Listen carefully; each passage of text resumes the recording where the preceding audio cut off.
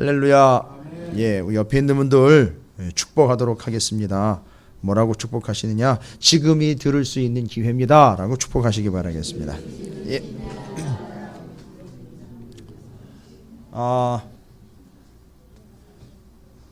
아무것도 안 보이는 상황을 좀 겪어보셨죠?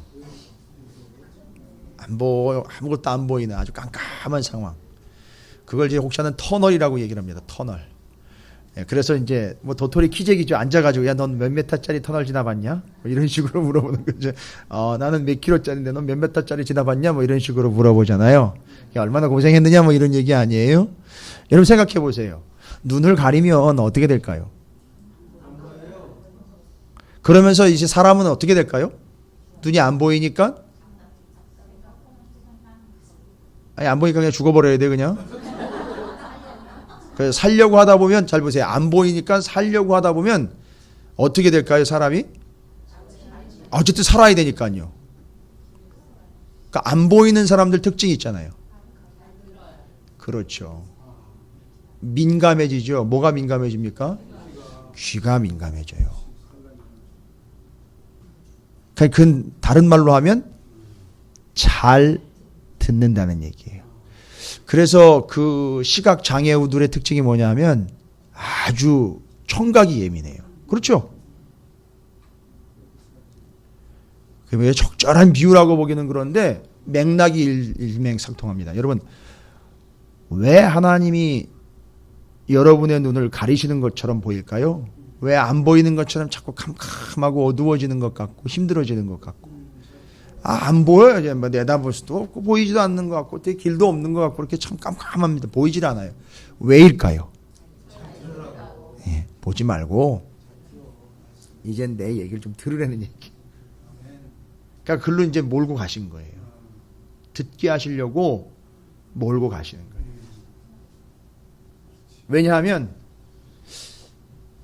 성경에는 보고 살았다는 얘기가 없고 듣고 살았다는 얘기는 있어요. 들었는데 그 말씀을 들었더니 살았다 이 얘기가 있어요. 지금 오늘 여기서도 날이 이야기하고 있는 게 우리가 이미 이제 오전에 말씀 살펴봤지만 4장 26절에 보면 4장 20 내가 오늘 천지를 불러 증거를 삼으니 너희가 요단을 건너가서 어느 땅에서 속히 망할 것이라. 너희가 거기서 날이 길지 못하고 전멸될 것이다. 다 죽는다는 거예요. 망한다는 거예요. 왜요? 우상만 바라보다가 다 죽고 망한다는 얘기예요. 자꾸 뭐만 바라보려고 뭐 눈에 보이는 것만 자꾸 쫓아가니까 다 망하고 죽는다는 거예요. 그러니까 하나님은 아예 어떻게 하신다고요? 눈을 그냥 가려버려요. 그래서 안 보이게 만들어버려요. 근데 우리는 그걸 어렵고 힘들고 고통이다. 왜 나만 겪는 고난이냐고 눈물을 짜면서 이제 하나님 앞에 막 하소연을 할 때가 있죠. 근데 가만히 앉아 그 울다 보면 들려요. 예. 한참을 그냥 땅을 치면서 그냥 바닥을 치면서 눈물을 뚝뚝 흘리면서 아무것도 안 보인다고 하니 큰일 났다고 이거 어떻게 하냐고 막 울고 있는데 시큰 울고 나니까 이제 지칠 대로 지쳐버려가지고 이제 뭐 다 이제 포기다 이랬는데 들리기 시작을 해요. 근데 이게 예전에는 못 들었던 거예요.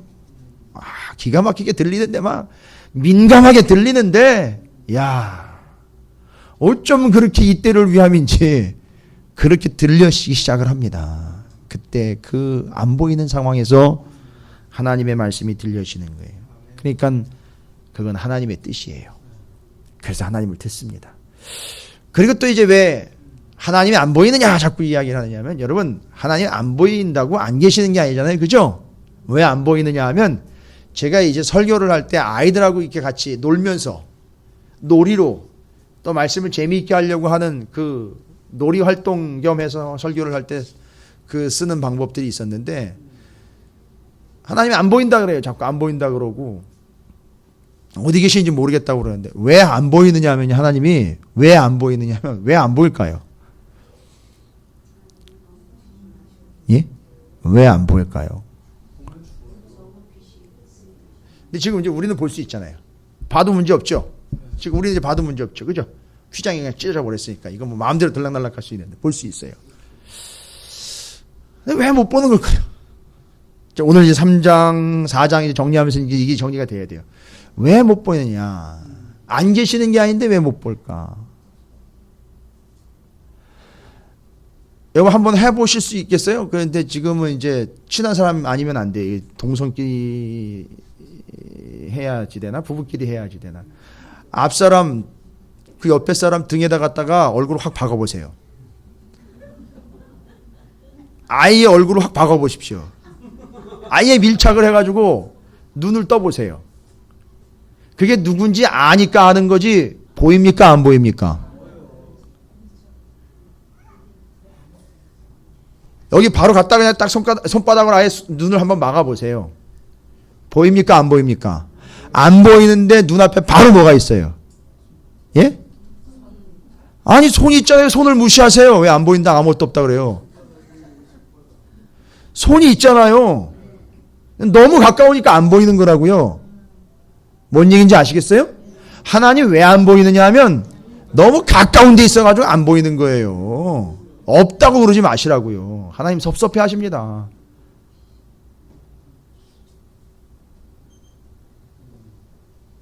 바로 그거예요. 그래서 왜 하나님이 안 보이느냐 하는 거는 없어서가 아니라 너무 가까운 데 계시니까 우리가 눈을 떠봐도 너무 커 보이질 않아요. 그래서 안 보인다라고 이야기를 하는 거지. 그러니까 안 보이는 게 아니라 솔직히 못 보는 거죠. 뭐. 볼 수 없는 거고 못 보는 거죠. 우리 한계가 있으니까.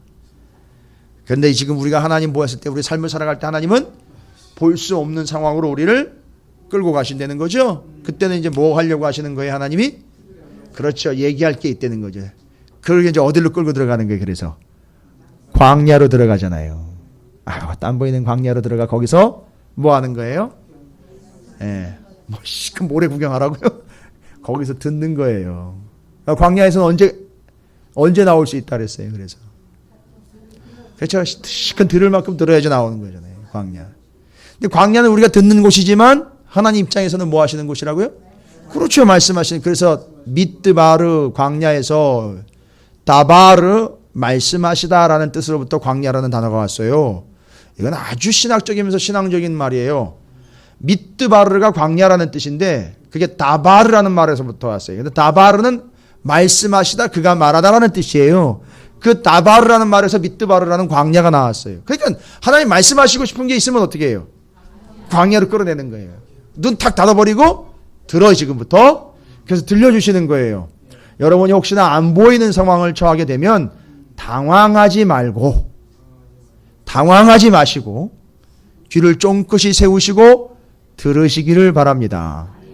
그래서 이제 그 야고보 사도가 말하는 것처럼 고난의 때에 인내를 효과 있게 하라는 게 뭐냐 하면 그 고난의 때가 안 보이는 때잖아요. 힘든 때죠. 그때 뭘 붙잡고 씨름하느냐가 그 고난이 효과가 있느냐 없느냐예요. 인내가 효과 있느냐 없느냐는 어떻게 그 고난의 때 어떻게 인내하는 거랬죠? 말씀을 붙잡고 씨름하는 거예요. 그 안 보일 때 말씀을 붙잡고 씨름할 때 그 인내가 효과 있다고 그러는 거예요. 그 시절을 여러분이 이제 보내는 거라고요. 그게 하나님 말씀을 듣는 거예요. 거기서 계속 듣는 겁니다. 그러니까 잊지 마세요. 그러니까 하나님은 여러분을 죽이려고 하는 게 아니에요. 여러분은 어떻게 하려고 하는 거죠? 살리려고 하는. 그러니까 여러분 오늘 말씀의 4장을 다시 한번 정리하면 듣고 준행해야 살아요. 듣고 지켜야 삽니다. 또한 1절에서 그렇게 얘기하면서 시작된 게 33절에 들어야 생존할 수 있다는 거예요. 그렇죠. 맞습니다. 36절엔 아예 듣게 하신다 그랬어요.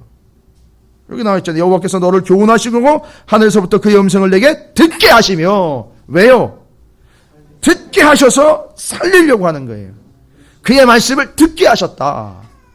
그러니까 안 들으면 듣게라도 하시는 거예요. 그래서 살리려고 하는 거예요. 그래서 듣고 지켜야 산다.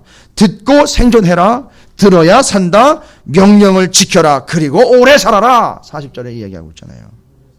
자, 여러분 이게 4장이 말씀하고 있는 내용인 거 아시죠? 그래서 말씀을 들어야 삽니다. 지켜야 사는 거예요. 그러니까 절대 여러분 손에서 말씀을 놓지 마세요. 제발 부탁드립니다. 말씀 놓는 순간 다른 거 붙잡게 돼 있어요. 이해가 되시죠? 말씀 놓는 순간 이 손에 다른 걸 붙잡게 돼 있다고요. 사람이 그래요.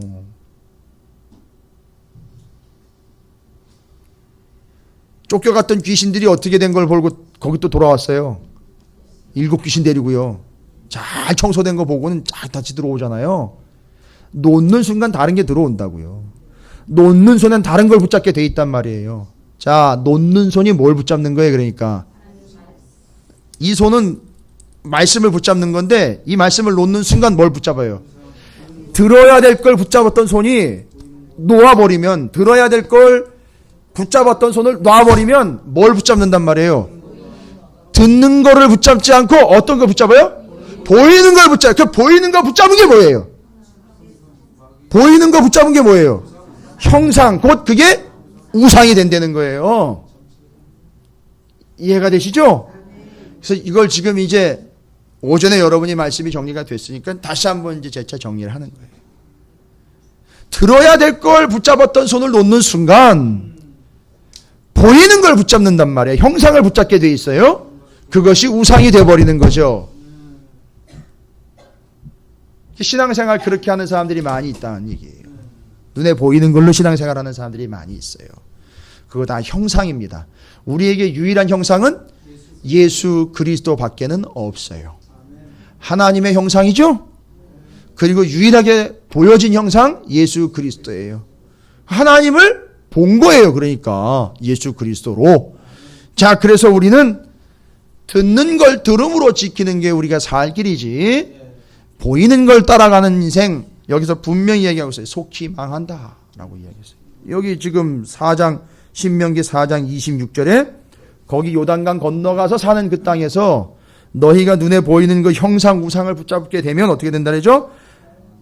속히 먹은다 그랬어요. 오, 이거 무서운 얘기입니다. 여러분, 이게 제가 오전에 식사 전이라 가지고 얘기를 안 했어요.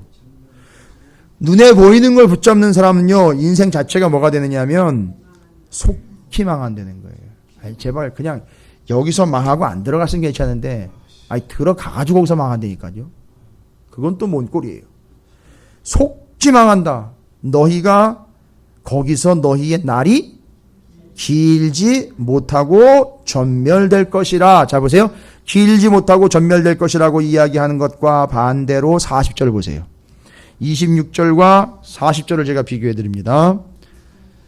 자, 거기 길지 못하고 전멸될 이유는 뭐라 그랬죠? 뭐를 붙잡았다 그랬어요 아까? 형상, 보이는 것, 우상을 붙잡은 사람이 어떻게 된다 그랬죠? 너 그 날이 길지 못하고 전멸된다 그랬죠? 그런데 40절 보세요. 오늘 내가 내게 명령하는 여호와의 규례와 명령을 지켜라. 지키려면 들어야 되는 거죠. 너와 내 후손이 복을 받아 내 하나님 여호와께서 내게 주시는 땅에서 한없이 오래 살리라. 할렐루야. 비교되십니까? 이 한없이 오래 산다는 게 뭐예요, 결론은?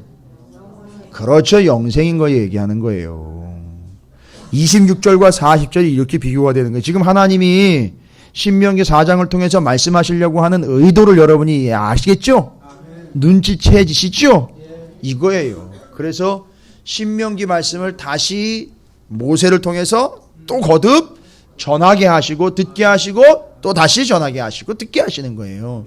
계속 듣는 거예요. 지금 이스라엘이 신명기 말씀을 통해서 계속 다시 듣는 겁니다.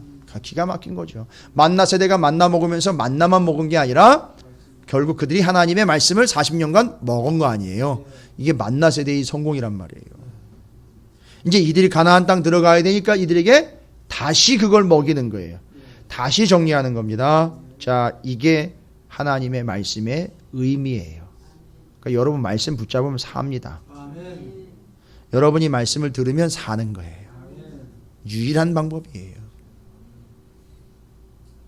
그러니까 교회가 잘 되는 교회나 수명이 긴 교회나 뭐 부흥하는 교회 뭐 이런 거 지금 그런 기준 얘기 말고요. 살아있는 교회가 어떤 교회냐 하면 말씀 계속 붙잡는 교회가 살아있는 교회예요. 말씀 듣는 걸 보면, 말씀 받는 걸 보면 이게 교회가 살았는지 죽었는지를 알 수 있어요. 그리고 또 그 말씀을 받고 듣는 교회가 이야기하셨을 때 아까 하나님 말씀하셨죠? 어떻게 되고 어떻게 된다 그랬더니만 지혜롭고 지식이 풍성하고 그들이 큰 자가 된다 그랬죠? 대인배가 되는 거예요. 큰 자. 여러분, 우리 찾으시는 교회가 큰 교회일까요? 작은 교회일까요? 예, 저 사람들이 얘기하면 웃어요. 저 1000명 이상 모이는 교인들이요, 우리 교회 보고 스스로 야 우리 교회는 큰 교회입니다라고 이야기하면 비웃는다니까요. 의미도 모르고. 그러나 몇만 명이 모이고 아니 수십만 명이 모여도 말씀이 없으면 작은 교회예요. 그렇게 되는 거예요. 거긴 하나님의 뜻으로 행하는 자들이 없기 때문인 거예요. 하나님의 말씀을 받지도 않고 듣지도 않고 보이는 것을 쫓아가고 있는, 물론 다 그렇다는 건 아니에요. 그런데 그것이 소위 말하면 숫자적으로나 양적으로만 따지고 비교하는 사람들에게는 그게 정답인 거예요. 예. 뭐 다른 게 없습니다. 자, 그래서 여러분께서 이 사실을 잊지 마시고 절대 여러분의 손과 입과 마음에서 말씀이 떠나가서는 안 된다. 그래서 지난주 금요일 날 이제 우리가 정리했잖아요. 아예 하나님이 그래서 잊지 말라고 절대 잊지 말라고 놓지 말라고 어떻게 하셨어요, 하나님이? 예? 어디다 새겼다 그랬어요? 예레미야 33장 3. 마음에 아예 새겼다 그랬잖아요. 그래서 우리가 뭐가 돼 버렸어요? 우리가 이 마음이 돌판이고 그걸 가지고 있는 우리 몸이 언약궤가 돼 버렸잖아요. 그러니까 우리가 어디를 가든지 이 언약궤가 머무는 거기가 뭐가 돼요? 지성소가 되는 거 아니에요. 그리고 하나님 우리에게 뭐가 돼 주신다 그랬어요? 성소가 돼 주신다 그래요. 그리고 거기서 뭐 다른 거 뭐가 있어요? 하나님을 예배하는 거예요. 그렇죠? 그 여러분이 언약궤가 돼서 여기가 지성소고 여기 하나님 성소가 되어 지금 예배하고 있는 거 아닙니까? 이게 진정한 교회고 이게 예배의 본질이에요, 여러분. 그러니까 이거 외에 다른 걸 자꾸 추가하고 이것 외에 다른 거에 자꾸 포인트를 맞추면 엉망진창이 되는 거라고요. 그게 이제 그래서 소위 말하면 그게 예배가 아니라 쇼가 된다는 거예요. 이것도 확인이 안 됐는데 뭐 눈에 자꾸 보이는 것과 현란한 것들과 감각적인 것들과 동의를 얻어낼 수 있는 것들로 자꾸 이야기를 하니까 죄송합니다. 지가 언약궤지도 모르고 와가지고 이야 좋다 이러고 공연 잘 봤다 이러고 가는 거예요. 그냥 이게 지금 우리의 현실이 되어버렸다니까요. 지금 자기가 어떤 존재인지도 몰라요. 그리고 자기가 무엇을 해야 되는지도 몰라요. 그냥 예배 드린다니까 예배 자리에 가서 이 예배가 얼마나 감각적인 예배인지 얼마나 나를 감동시킬 수 있는 예배인지를 그걸 판단해내고 있어요. 지가 뭐를 해야 되는지도 몰라요. 자기가 뭐를 해야 되는지 몰라요. 자기가 예배를, 여러분 감히 하나님 앞에 예배를 드린다는 얘기도 참 송구스러워요. 그죠? 어떤 측면이 하나님 받으셔야죠. 받으셔야지 우리가 드렸다고 감히 얘기하죠. 그것도. 근데 하나님은 뭘 얘기하냐? 그 언약궤 위에 임재하시기 때문에 네가 새겨진 말씀이 되면 거기 임재하고 그게 예배가 되는 거고 그래서 그건 내가 받는다는 얘기거든요. 뭐 아무리 휘황찬란한 쇼를 많이 풀어놔도 내가 그거 받는 거 아니지. 천천의 수양 만만의 기름이라도 내가 그거 안 받는다 그랬잖아요. 하나님이. 그거 아무리 잡아주긴 뭐예요. 그거 받지 않는다 그랬는데. 그럼 이런 일을 하고 있다니까요. 지금 우리가. 그러니까 내가 온전히 하나님 앞에 드려질 만한 예배의 초소가 되고 임재의 장소가 돼야 되는데 이제 그게 안 됐다는 게 지금 아쉬운 거죠. 그래서 지금 우리가 이야기해야 되는 건 신명기 4장은 다른 거 없다. 뭐만 붙잡아라? 말씀을 붙잡아야 된다. 그거 붙잡고 지키는 것이 사는 길이다. 한 가지 더, 나중에 이제 예수가 오실 테니까 예수가 오면 잽싸게 알아차리고 빨리 글로 도망가라. 빨리 글로 뛰어가라. 이게 누구예요? 예수 그리스도 곧 도피성. 그래서 피해야 산다. 지켜야 산다. 피해야 산다. 잊지 마십시오. 자, 제가 왜 이 이야기를 다시 하면서 이제 예수 그리스도에게 정리를 해버리느냐 하면 오늘 3장 말씀과 앞에 2장 말씀인데요. 이게 다 연결이 돼요. 여러분 그 신명기 4장은요. 그냥 드리는 말씀이 아니에요. 이 신명기 4장은요. 아주 풍성한 하나님의 은혜의 내용들이요. 많이 기록이 되어 있어요. 이건 여러분 거듭 몇 번씩 읽으셔도 여러분에게 아주 유익하게 지루하지 않고 읽을 때마다 새로울 거예요. 제가 경험을 해봤어요. 10번 이상 읽어가면서 하나님의 말씀을 정말로 몇 차례 계속 읽어가며 연거푸 읽어가면서 새로운 은혜들이 계속 파고들었던 그 말씀이에요. 그러니까 여러분도 이 신명기 4장을 천천히 차근히 다시 한번 읽어보세요. 또 새로운 은혜가 여러분에게 임할 거예요. 근데 결론은 뭐냐 하면 4장도 이야기하는 게 모세의 모습 속에서 누굴 발견했죠? 예수를 발견했죠. 그 다음에 뒤에 도피성 이야기를 통해서도 그것도 결국 예수를 발견했어요. 목적은 다 구원이란 말이죠. 더군다나 예수 그리스도는 우리에게 요한복음 1장처럼 태초에 말씀이 계신 그 말씀이 우리와 함께 계시는 분으로서 바로 그 예수님은 뭐로 오신 거죠? 말씀으로 오셨단 말이에요. 그러니까 이게 지금 다 연결이 되는데 주님은 말씀으로 오시고 더군다나 우리가 바로 피해가야 살 수 있는 도피성이고 그렇잖아요. 왜냐하면 우리는 죄인이기 때문에 죽을 수밖에 없어요. 내버려두면 맞아 죽든지 썩어 죽든지 그냥 죽게 돼 있어요. 근데 빨리 피해가야 되는 거 아닙니까? 그렇죠. 근데 이게 피해갈 수 있는 자들이 누구냐 봤더니 이 말귀를 알아듣는 사람들이란 말이에요. 이 말씀을 붙잡았던 사람들 바로 튀어간다는 얘기죠. 그 대표적인 사람이 누구예요? 예수를 정확하고 확실하게 그냥 구주로 고백을 해가지고 사도 바울이란 말이에요. 아주 정확하게 알아차린 사람이잖아요. 정확하게 도피했잖아요. 예수님에게로. 그죠? 옛날에 어디 있었어요?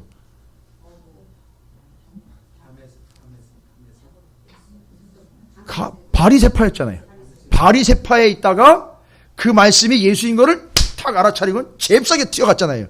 예수님을 바로 쫓아간 거 아닙니까? 그 도피성으로 후다닥 달려들어간 거예요. 근데 그걸 알아먹은 게 뭐 때문이었어요? 말씀 때문이에요. 말씀을 붙잡고 어쨌든 말씀을 붙잡고 있었기 때문에 이게 이야 이거로구나 해가지고 잽싸게 튀어갔단 말이죠. 그러니까 말씀 붙잡으니까 사는 거예요. 도피성으로 튀어가니까 구원받은 거예요. 이해가 되시죠? 아멘. 바울이 이걸 두 가지를 완벽하게 정리를 해가지고 우리에게 지금 비춰주고 있는 거예요. 자, 결론은 누구냐면 예수예요. 그렇죠. 그럼 여러분 앞에 신명기 3장부터 오늘 읽었는데 오후 예배 시간 때 이 3장을 이해하려면 2장과 연결을 해야 돼요. 근데 2장 3장의 내용은 다른 게 아니라 설명을 잠깐 드릴게요.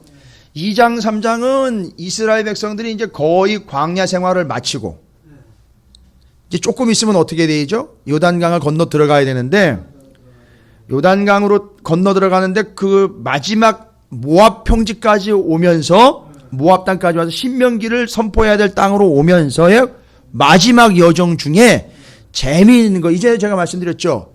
재미있는 이야기가 나와 있는데 뭔 얘기냐면 밑에서부터 에돔, 모압, 암몬이 있고 저 오른쪽으로 위쪽으로 해서 아모리 족속이 있고요. 그 이야기가 2장의 얘기예요. 에돔, 모압, 암몬 이야기가 나오면서 2장이 정리가 되고요. 3장으로 넘어오면 바산 왕 옥, 바산 왕 옥, 시혼, 바산 이 동네 이야기가 나오면서 여기는 어떻게 해야 되는 거냐 하면 여기는 쳐 부수라는 거예요. 그러니까 아예 때려 부수라는 얘기를 해요, 하나님이. 그런데 지금 2장에 보면 에돔, 모압, 암몬을 통과할 때는요. 어떻게 하라 그러죠? 그냥 두래요. 그냥 통과해 가면 되는 거예요. 건들지 말고 두래요.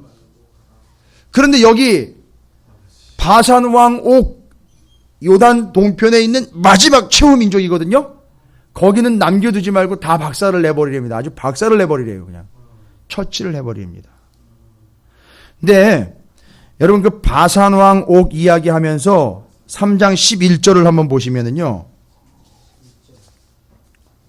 아니 막상 처부수라는 얘기는 들었는데 이 언제 악몽이 또 떠오르냐 하면은 실제로 가서 보니까 잘 보세요. 이 성경에 이런 것까지 다 기록을 해놨어요. 보니까 르바임 족속의 남은 자는 바산 왕 누구뿐이에요? 옥뿐이었으며 그의 침상은 아니 이걸 또 쟀나 봐요. 침상을 사이즈를 가가지고 뭔 얘기예요? 정복했다는 얘기죠? 정복하고 난 다음에 침상만 덩그러니 남아있다니 뭔 얘기예요? 침상만 남았더라. 죽었다는 얘기예요. 근데 이게 침상이라고 해석을 안 하고 어디 있는 관이라고도 해석을 해요. 관. 아니 뭐 둘 다 맞는 얘기. 어쨌든지 간에 이 의미는 다 통하니까 빈 침상. 뭐예요? 침대의 주인이 죽었다. 관. 그 안에 들어가 있더라. 뭐 그거죠. 결국 관 짜는 거 침대 사이즈로 짠 거예요. 근데 보세요. 사이즈를 보세요. 그 사이즈가 보통 규빗으로 재면 사람들이 규빗이라 하면 이제 손끝에서 팔꿈치까지 해서 한 45cm 정도 나온다 그래요. 일반적인 사이즈로는 45.5 정도 된다 그러는데 한 45cm 정도로 잡으면 길이를 한번 볼까요? 길이가 몇 규빗이에요? 9규빗이고요. 너비가 폭이요? 4규빗이에요. 그러면 계산을 하면 계산이 나와요. 길이가요 405cm 정도 나와요. 405cm면 4m 5cm거든요. 4m 5cm면 어디부터 어디까지?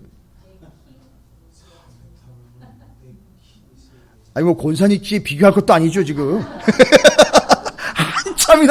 한참이나 긴 거잖아요, 그죠? 아, 승용차 길이만큼 되는 거예요? 아, 그거보다 더 길지요? 하여튼 뭐, 제가 2m 좀 안 되니까요. 그러니까, 아유, 엄청나게 긴 거예요, 그죠? 제가 둘이 더 있고, 그 위로 좀 더 있는 거예요, 그죠? 오, 어마어마하네요. 폭이요. 폭이 180 정도 나와요. 180이요. 180. 여러분 이제 어떻게 어느 정도 상상이 좀 되십니까? 가보니까 요단 동편에 시온 왕도 사이즈가 이렇게 대단한 사이즈네요. 아주 담대한 라지 사이즈네요. 근데 지금 보세요. 예전에 가데스 바네아에서 가나안 땅 정탐하고 돌아왔을 때 거기 아낙 족속 이러면서 거인 족속 얘기했었죠. 이게 맞는 얘기예요. 그게 맞는 얘기긴 해요. 아니, 그러니까 이건 요단 동편 얘기거든요. 근데 안으로 들어가 보면 뭐 이런 건 보통이라는 얘기 아니에요, 그죠? 이런 사람들은 보통이라는 거 아니에요. 네피림들, 거인 족속들 널려 있는 거예요, 여러분. 그러니까 침대가 이 정도고, 아이 관으로 치면 더 심각한 거 아니에요? 예? 그러니까 드러너 있는 사이즈를 쟀는데 딱 서 있는 걸 한번 본다고 생각해 보세요. 그냥 기겁을 하고 온 거예요, 정탐꾼들이. 맞는 얘기긴 해요. 얼마나 기겁을 했길래 와가지고 안 된다고 그런 얘기하시니까. 아니 근데 그걸 칠해잖아요 또. 그러니까 이 사람들이 그런 사람이 거인족이 맞아요. 근데 하나님이 치려는 거예요. 아니 에돔 모압 이런 데를 치면 괜찮을 텐데 오히려. 이건 어마어마한 족속 들어가가지고 치려는 거예요. 근데 여기서는 뭐, 왜 그렇게 해야 돼요? 그건 어려울 것 같은데. 꼭 어려운 것만 자꾸 시키세요. 뭐 이렇게 얘기를 하진 않고, 오히려 에돔, 모압, 암몬 같은 게, 이렇게 하면 될 것 같은데 말이죠. 어떻게 해가지고 좀 하면 또 정리될 것 같은데, 거기 또 오히려 조용히 통과를 하고, 기골이 장대해가지고 진짜 4m 이상이 되는 사람들한테 가가지고 싸우라고 톡 내미. 이게 참 환장할 노릇 아닙니까? 이게 뭘까? 이게 뭔 뜻일까? 이게 도대체? 에돔, 모압, 암몬은 그냥 통과를 해. 근데 또 여기는 또 이건 정말 장난이 아니고 괜히 잘못 붙었다가 이건 아주 박살이 날 정도인데 거긴 가가지고 또 싸우래네 또. 야, 이게 뭔 뜻일까? 여러분 상식적으로 보면 바뀌어야 되죠. 일반적으로 세상적으로 보면 바뀌어야죠. 만만한 놈 갖다 찔러야 되는 거고. 예, 좀 힘들다 싶으면 좀 돌려야 되는 거 아니에요, 그죠? 근데 하나님은 그게 아니란 말이에요. 이 뭘까요 이게 도대체? 자, 뭔 뜻일까요? 여긴 다 하나님의 뜻이 있어요. 이걸 통해서 또 예수를 발견을 해야 돼요. 이게 다 여기 예수가 담겨 있어요. 숨겨 있고요. 그러면 그냥 지나쳐온 에돔, 모압, 암몬 있죠. 거기 뜻을 이야기해야 돼요. 그 의미를 왜 그냥 지나쳐온 걸까요? 라고 물어본다면 하나님 왜 그냥 지나쳐가는 겁니까? 라면서 2장 7절을 보세요. 2장 7절. 지나간 본문이지만 거듭 또 살펴봅니다.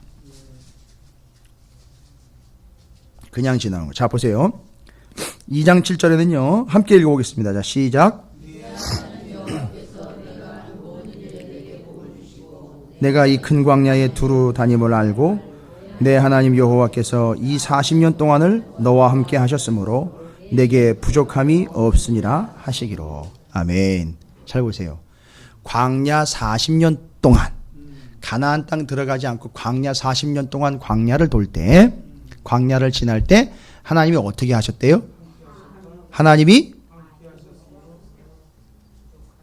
큰 광야에 두루 다님을 알고, 그죠?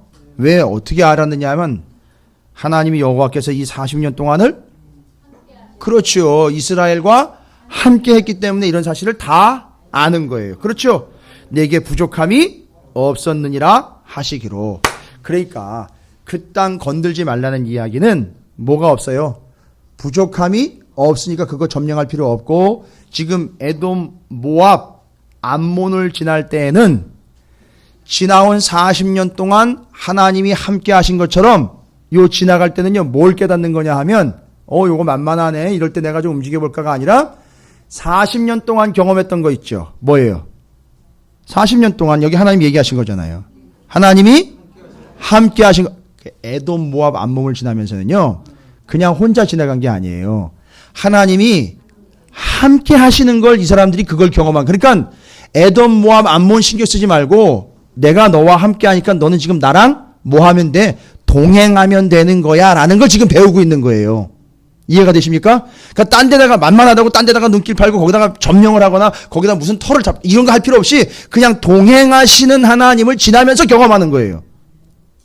이 광야를 지날 때 정말 오리무중인 것 같은, 뭐 답도 없는 것 같고 맨날 그날이 그날인 것 같고 답답한 것 같기도 하고 이게 빨리 좀 벗어났으면 하겠는 이런 개념들일 때, 이때 여러분 뭘 깨달아야 되느냐 하면 이때는 바로 하나님이 함께 하신다는 걸 깨닫게 하려고 그냥 지나치는 거예요. 근데 그냥 털레털레 하면서 지나가는 게 아니라 하나님과 대화를 주고받으면서 그렇게 아주 다정하게 즐겁게 주님과 함께 동행하여 가는 거예요.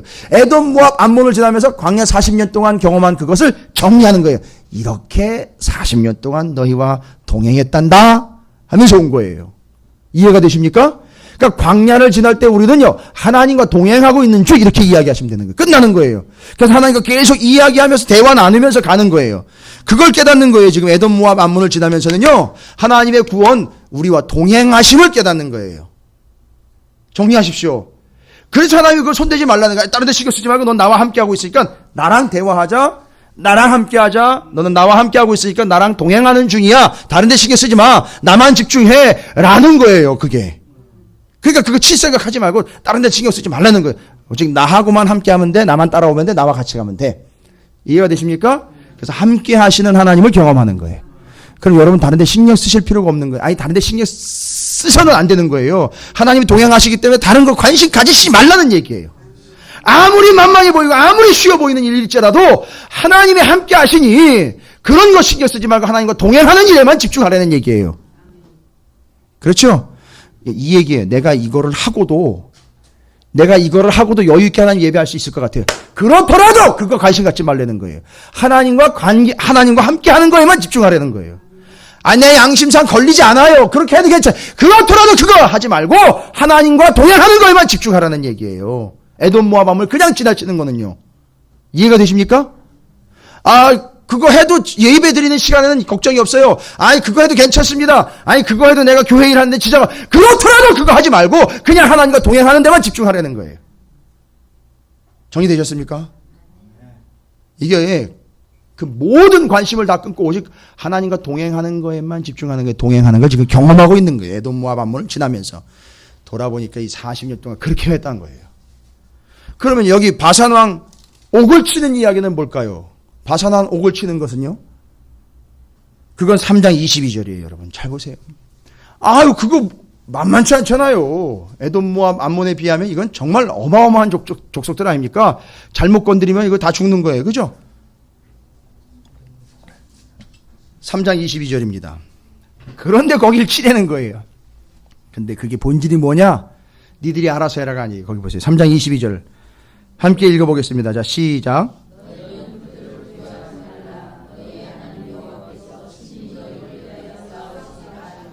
할렐루야. 그러니까 우리가 못 싸우는 거라는 거예요.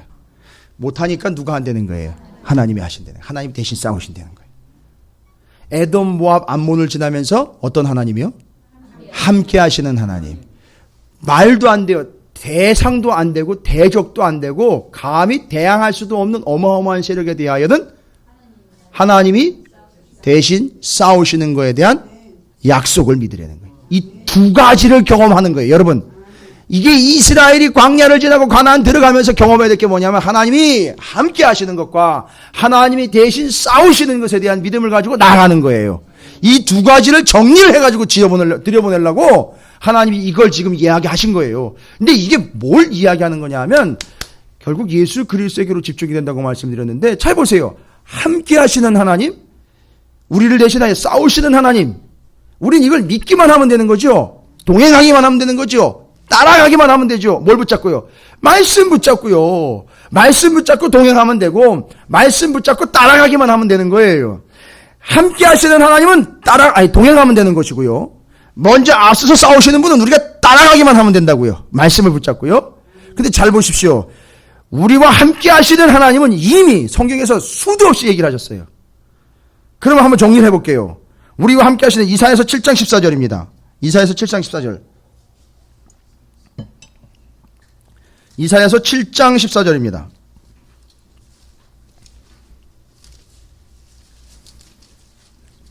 어디냐 하면은요, 구약성경 976쪽입니다.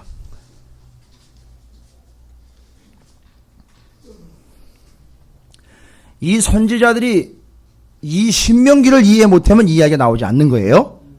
그렇죠? 요 선지자들이, 하나님의 선지자들이 요 신명기 말씀을 이해하지 못했다면 이 말씀은 나오지 않는 거예요. 그러니까 여러분들도 하나님 말씀이 이해가 안 되면 전혀 감이 안 잡히는 것처럼. 자, 그럼 7장 14절이라 그랬죠? 한번 보겠습니다. 7장 14절을 보십시오. 자, 보세요. 뭐라고 나와 있습니까? 그러므로 주께서 친히 징조를 너희에게 주실 것이라. 보라, 처녀가 잉태하여 아들을 낳을 것이요 그의 이름을 임마누엘이라 하리라. 뜻이 뭐예요? 하나님 우리와 함께 하신다는 얘기예요. 그런데 이 임마누엘의 약속이요, 마태복음 1장 23절에 예수님 태어나시고 난 다음에 보라, 처녀가 잉태하여 아들을 낳을 것이요 그의 이름은 임마누엘이라 하리라 하셨으니 이를 번역한즉 하나님이 우리와 함께 계시다 함이라. 그러니까 누가 태어난 거예요? 예수가 태어났는데 그의 이름이 뭐라고요? 임마누엘이. 그걸 누가 얘기를 했어요? 요거 지금 마태복음은 누구의 얘기를 그대로 따다가 왔어요?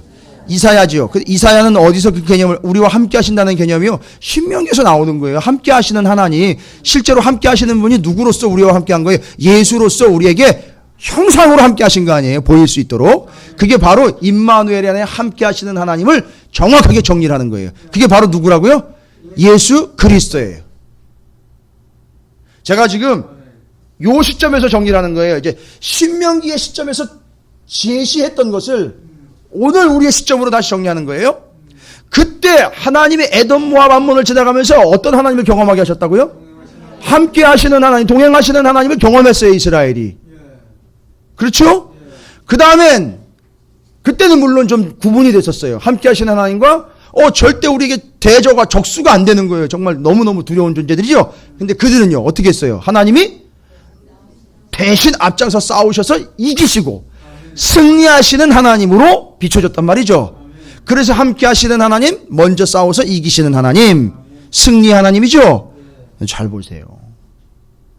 지금 임마누엘의 하나님은 우리가 정리가 됐어요. 그래서 그 임마누엘이 누구라 그랬죠? 예수라 그랬어요. 함께 하시는 분 예수예요. 그러면은요, 싸우시고 이기시는 분이요, 먼저 가서 이기시고 싸우시는 분이요. 여러분, 여기 여러분께서 좀 확인해 보셔야 되는 중요한 내용이죠. 싸우시는 분, 그래서 이기시는 분. 요한계시록 17장 가보세요. 요한계시록 17장 14절을 가보십시오.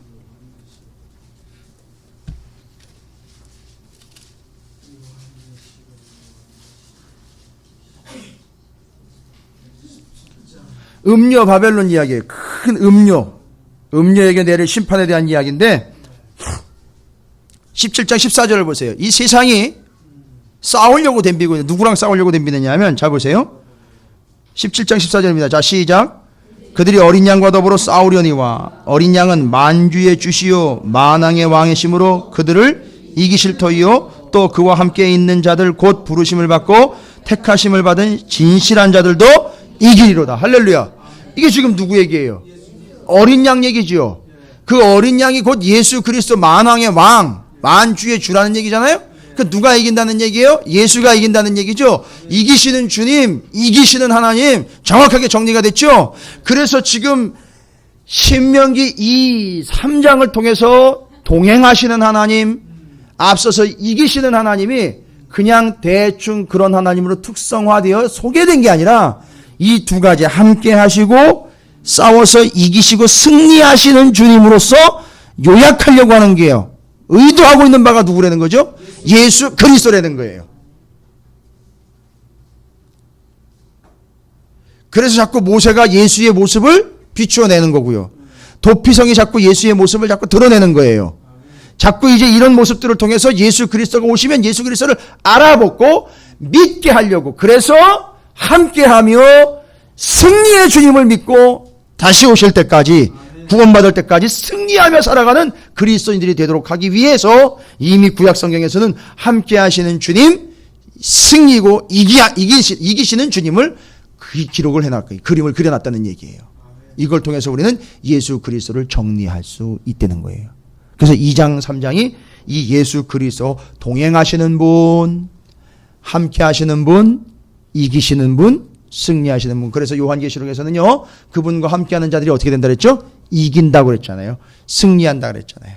그래서 동행하는 자, 곧 이기는 자, 그들의 이름은 그리스도인들이라는 얘기예요. 여러분, 이게 지금 3장과 2장을 통해서 정리가 되는 하나님이에요. 이스라엘이 지금 이제 가나안 땅 들어가서 이 사실을 붙잡고 살아가야 돼요. 두 가지 사실입니다. 어떤 사실이죠? 사실이 이제 밝혀졌어요.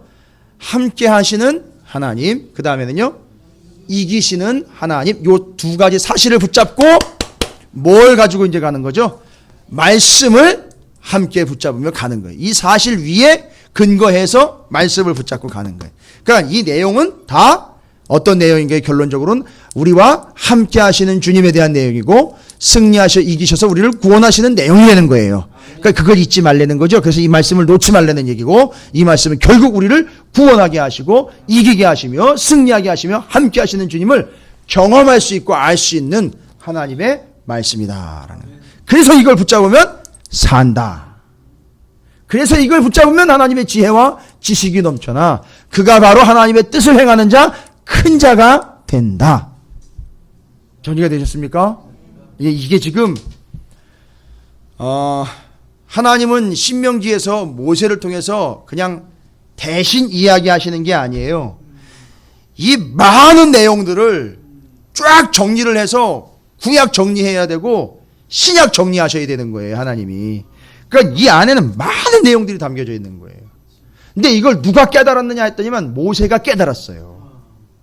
자기 역할도 깨달았어요. 그러니까 내 역할은 예수님 역할이다. 지금 자기가 예수님이 누군지 뭐지 감을 못 잡지만 자기 역할은 예수님처럼, 마치 나중에 보면 예수님처럼 나는 이 사람들 들여보내주고 난 여기서 죽고, 근데 그게 그 은혜가 내게 족한 거고 내 사명이고, 그래서 이거를 거부할 것이 아니라 은혜로 받아들여야 되는 것, 정리가 된 거예요. 그래서 예수님처럼 그냥 아예 무덤 없이 그냥 하나님 올라간 거고 불러간 거고, 이 정리가 다 되는 거예요. 그러니까 모세를 지금도 유대인들은 예수님을 믿지 않고 있기 때문에 모세를 마치 구주로 섬기고 있다는 얘기예요. 이 모세, 이 모습 때문에. 대단한 사람이에요. 그러니까 이스라엘인도 지금도 역시 예수를 믿는 이스라엘 백성들도요, 예수를 이해가 안 된다면 자꾸 모세랑 비교를 해서 설명을 해요. 그것처럼 예수님이 그런 역할을 했다. 그것처럼 그런 역할을 했다. 자꾸 그렇게 설명을 해요. 이게 유형론이라고 그랬는데 모세 유형론이라고 그래요. 자꾸 예수님을 모세랑 연결을 해서 자꾸 설명을 합니다. 근데 이스라엘 백성들은 그걸 퍼뜩 알아들어요. 잘 알아듣습니다. 자기들에게 모세는 어떤 존재인지 아니까. 자, 제가 이렇게 설명을 드리는 거예요. 그래서 여러분에게도 바로 예수 그리스도가 그런 의미로서 말씀을 통하여 이제는 완벽한 계시인 말씀이 주어졌기 때문에 다른 건 이제 필요 없어요. 이 말씀으로 여러분이 그 예수 그리스도를 은혜로 진리로 함께 하시며 이기시는 주님을 영원히 함께하며 승리의 그날까지 동행하시고 결국 마지막 순간에 여러분이 요한계시록에 기록된 것처럼 이기는 자들이 되시기를 주님의 이름으로 축원을 드립니다. 이게 사는 거예요. 살아가자는 얘기죠. 살아남아야 된다는 얘기죠. 생존해야 된다는 얘기, 이겨야 된다는 얘기로 이제 결론이 지어집니다. 자, 2장, 3장, 4장을 이렇게 해서 말씀으로 정리를 했습니다. 여러분 잊지 마시고 4장 말씀 다시 한번 집에 가셔서 틈나는 대로 다시 한번 읽어보십시오. 이제는 2장부터 다시 한번 쭉 읽으시면서 동행하시는 주님과 이기시는 주님, 그걸 믿고 함께 가는 이스라엘 백성들이 하나님의 말씀을 반드시 지켜야 산다라는 것, 그 말씀이 지혜고 지식이고 하나님의 능력이라는 사실을 믿음으로 그들이 큰 자가 되어 하나님의 뜻을 이루어가는 자가 된다는 사실. 여러분께서 그 사실을 2, 3, 4장을 통해서 정리를 쭉 하시면 여러분이 이제 헛된 형상에 집중하지 않게 될 줄로 믿습니다. 오직 하나님의 말씀을 듣는 자가 되는 것, 내가 하나님 말씀을 들어야 되겠구나라는 것 정리가 될 줄로 믿습니다. 그래서 여러분 성경에 보면 신약성경에 우리 얼마 전에도 이제 에베소서 지금 빌립보서 하고 있는데 세월을 아끼라는 얘기가 나와요. 세월을 아끼라. 이 얘기는 뭐냐면 쉽게 풀어드릴게요. 하나님의 뜻과 진리가 드러나는 기회가 온다면 반드시 그 기회를 붙잡아라 이런 뜻이에요. 세월을 아끼라는 게 근면하고 부지런하게 움직여라는 뜻이 아니에요. 그 본문이 원래 헬라어 원문으로 보면 하나님의 뜻과 진리를 깨달을 수 있는 기회가 오면 반드시 붙잡아라. 그게 언제가 됐든지 어느 상황이 됐든지 그 뜻, 그 말씀이 선포되는 자리가 있다면 반드시 그 기회를 붙잡아라. 이게 이제 세월을 아끼라는 얘기의 의미예요. 그 뭔 얘기예요? 들으라는 얘기 아닙니까? 하나님 뜻을 붙잡으라는 얘기죠. 여러분이 그런 기회가 되시기를 주님의 이름으로 축원을 드립니다. 모든 우리 교회의 예배 선포, 말씀의 선포 자리가 다 그런 자리가 될 줄로 믿습니다. 여러분이 그래서 세월을 아끼십시오. 기회를 놓치지 마십시오. 붙잡으셔야 됩니다. 반드시 붙잡으셔야 돼요. 그게 여러분이 사는 방법입니다.